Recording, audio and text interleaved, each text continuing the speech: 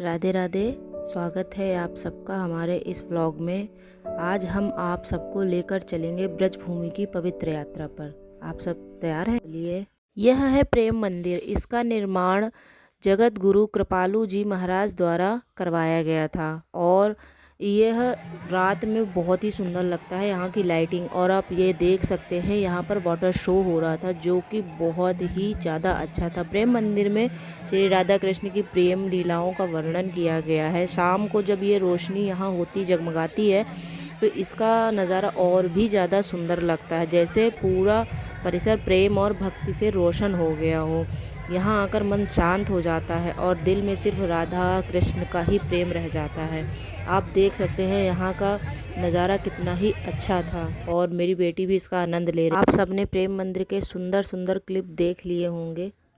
फिर हम रात को 1 बजे जाकर लाइन पर खड़े हो गए और पहुंच गए प्रेमानंद महाराज जी के दर्शन करने के लिए, जो कि वृंदावन के एक महान संत और कृष्ण भक्त भी हैं। भक्ति, प्रेम और त्याग का जीता जागता उदाहरण है वो। प्रेमानंद महाराज हमेशा यही सीख देते हैं कि भगवान तक पहुंचने का सबसे सरल मार्ग है निश्चल प्रेम और नाम सिमरन है। उनकी वाणी में इतनी शांति होती है कि सुनने वाले का मन अपने आप शांत हो जाता है। फिर क्या, हमने दर्शन किए और हम भी शांति से ही हो गए और बस मन से बस हमारे राधा राधा ही निकल रहा था। मैं और मेरे हस्बैंड, मेरे बच्चे, हम लोगों को दर्शन हुए थे वही 2:30 बजे 3 बजे के समथिंग। बट जो इंतज़ार था ना, इंतज़ार का फल इतना मीठा मिलेगा हमने सोचा भी नहीं था। हमने दर्शन किए बहुत। फिर हम पहुंच जाते हैं बरसाना। श्री राधा जी की माता कीर्ति मैया को समर्पित है जो मंदिर, उसको कहते हैं कीर्ति मंदिर। माना जाता है कि श्री राधा रानी जी का अवतार इसी पवित्र स्थान पर हुआ था। कीर्ति मंदिर का वातावरण बहुत ही शांत और पवित्र, जहाँ भक्ति अपने आप मन को छू जाती है। यहाँ आकर राधा रानी जी के जन्म की लीलाओं का दिव्य अनुभव होता है। कीर्ति मंदिर ब्रज भूमि की आस्था और प्रेम को एक सुंदर प्रतीक है। यहाँ आकर बहुत ही अच्छा लगा। यहाँ मेरी बच्ची बहुत ही ज़्यादा एंजॉय कर रही थी, घूम रही थी और वहाँ के वातावरण को फुल एंजॉय किया। हम लोगों को वहाँ बहुत अच्छा लगा, बहुत शांति मिली। यह है नंदगांव, ब्रज भूमि का पवित्र स्थान। माना जाता है यहाँ नंद बाबा और यशोदा मैया का निवास था। ये देखिए, यहाँ पर पहले आप दर्शन कर लीजिए, फिर हम आगे बढ़ते हैं। ये नंद बाबा, कृष्ण जी, बलराम जी सब अपने साथ में हैं। नंदगांव की पहाड़ियों और गलियों में आज भी कृष्ण लीलाओं की मिठास महसूस होती है। यहाँ आकर बहुत सुकून मिलता है। और हमें साथ में मिल गए थे हिमाचल के कुछ फ्रेंड्स। कहते नहीं है कभी अनजान जगह पे कुछ अपने मिल जाते हैं, और मैं चाहती हूँ ये वीडियो उन तक ज़रूर जाए और आप लोग उन तक ये वीडियो ज़रूर से ज़रूर पहुँचा दीजिएगा ताकि वो हमें याद करें। फिर हम पहुँच चुके थे ऊंची सी अटारी अपनी श्री लाडली जी महाराज के दर्शन करने के लिए। और यहाँ पर आप भीड़ देख सकते हैं, कितनी ज़्यादा भीड़ है लाडली जी के दर्शन करने के लिए। सबसे पहले आप लोग उनके दर्शन करिए और जो सुकून हमें मिला है वो आप सबको मिले, मेरी यही अंदर से आस्था है। और माता रानी जैसे सबकी रक्षा करती हैं वैसे आप सबकी रक्षा करें। जो इस वीडियो को लाइक करे, कमेंट करे, उनको सबका भला हो। और ये रहे लाडली जी के दर्शन आप लोग प्राप्त करिए घर बैठकर। फिर हम पहुंच गए थे गोवर्धन पर्वत की परिक्रमा के लिए और गिरिराज जी महाराज के दर्शन किए।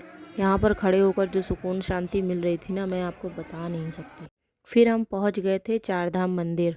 यहाँ पर आकर हमने सब भगवान के दर्शन किए। और ये तो इतना ज़्यादा भी नया बना हुआ है, जैसे कि जो लोग पहले गए होंगे उनको इस विषय में जानकारी नहीं होगी, बट जो अब जा रहे होंगे तो वो दिख सकते हैं। भोले बाबा को कितने सुंदर, ऊपर से पूर्णिमा थी भाई, इतना सुंदर लग रहा था बता नहीं सकती। फिर ये राधा कृष्ण के दर्शन किए हमने यहाँ पर आकर, और इतना अच्छा लग रहा था वहाँ अंदर कि मैं बता नहीं सकती, बहुत ही ज़्यादा अच्छा लग रहा था। हम वापस आ चुके थे वृंदावन और फिर हम इस्कॉन मंदिर गए, वहाँ पे दर्शन किए। वहाँ पे आरती हो रही थी। हमें ये सौभाग्य प्राप्त हुआ कि हम आरती में सम्मिलित हो पाए और हम और मेरी बेटी, मेरे हस्बैंड बहुत ही ज़्यादा एंजॉय किए। मेरी बेटी बहुत ज़्यादा एंजॉय कर रही थी क्योंकि उसको भक्ति भाव बहुत अच्छा लगता है। आप देख सकते हैं मेरी छोटी सी राधा रानी वहाँ इतना ज़्यादा खुश थी कि वो वहाँ नाचना स्टार्ट कर दी, डांस करना चालू कर दी।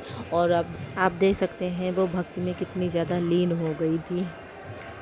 द्वारिका के दर्शन से मन को शांति और जीवन को सही दिशा मिलती है। यहाँ आकर भक्त महसूस करते हैं कि श्री कृष्ण हमेशा अपने भक्तों के साथ रहते हैं, और हमें भी ऐसा ही महसूस हुआ था क्योंकि वहाँ दर्शन करके ना जो शांति मिली थी हम बता नहीं सकते। यहाँ आप भीड़ देख सकते हैं, फिर भी हमें दर्शन इतने अच्छे से प्राप्त हुए थे कि मानो बहुत ही ज़्यादा शांति मिली थी। और देख के हमने तो 2-3 बार दर्शन किए थे घूम घूम कर।